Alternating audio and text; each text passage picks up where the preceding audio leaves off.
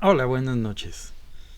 Eh, Hice este video en inglés pensando en meterme donde no me importa con nuestros vecinos en la lengua americana, pero no está de más también ponerlo en español. Existe un sitio y un canal famoso eh, para nuestros amigos los americanos, donde Anthony Steen hace un comentario, creo que prácticamente diario, acerca de la situación de la iglesia, y su sitio se llama eh, el Return to Tradition, el regreso a la tradición, donde él aboga porque la iglesia regrese a la tradición, lo cual es una falsedad de lógica y es lo que le he explicado alguna vez en su canal. Nunca me ha contestado, pero vamos a poner aquí la explicación en español. Este señor se dedica a comentar lo que sucede en la Iglesia Católica, especialmente asuntos que tengan que ver con el modernismo, el Vaticano II y todo el resto de las cosas complicadas que se presentan en la Iglesia. Su fuente para todo este tipo de cosas. Y él se maneja en Patreon y en otras cuentas. Bueno, la religión católica tiene dos fuentes como revelación: los libros sagrados, la Biblia, y por otro lado la tradición apostólica. Los libros sagrados, la Biblia, son todos los escritos que fueron finalmente aprobados por la Iglesia Católica en su concilio.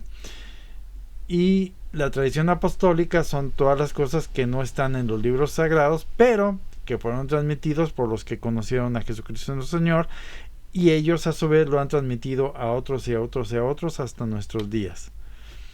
Ahora, ¿qué significa el título de volver a la tradición? Bueno, él está diciendo implícitamente que la iglesia misma se apartó de la tradición, o lo que es lo mismo, que la iglesia misma se apartó de la fuente de la verdad.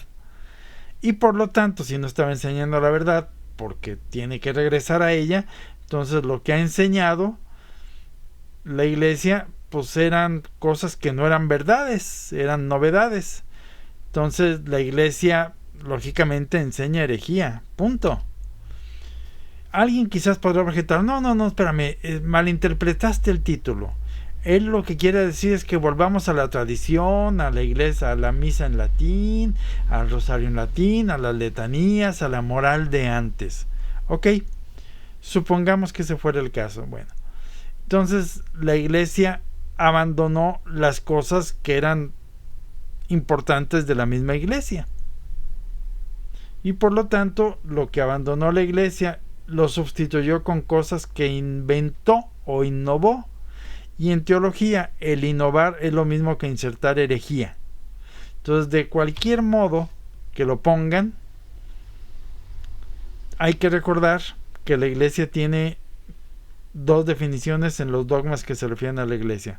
La iglesia católica es infalible y la iglesia católica es indefectible. Infalible significa que la iglesia, en cuestiones de fe y moral, o sea, de los medios de salvación, fe, moral y sacramentos, no se puede equivocar.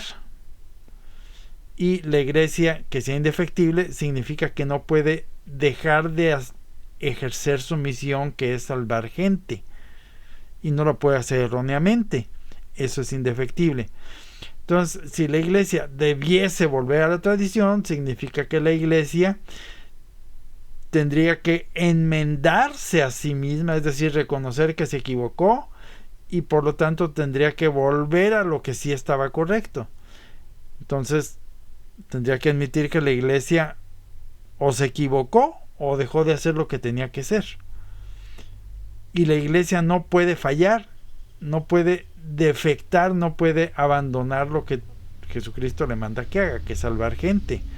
Y la iglesia no puede equivocarse, como el Papa.